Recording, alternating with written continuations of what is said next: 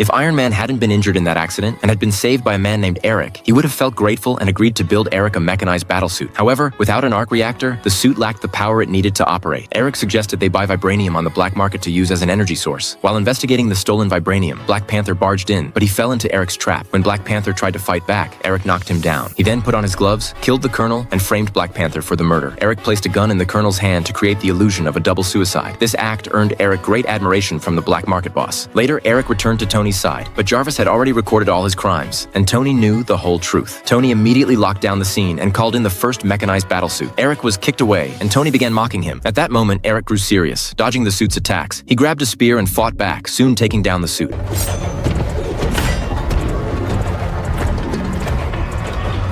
After dealing with the armor, Eric turned his attention to Tony. Before long, Tony was pinned to the wall and quickly stopped breathing. Since the Colonel had been killed by the Wakandans, orders were issued to seize all Stark Industries assets to fully support the production of mechanized battlesuits. Soon, the mechanized army was ready and boarded planes under Eric's leadership. That night, the black market boss took Eric to Wakanda, but Eric shot him dead.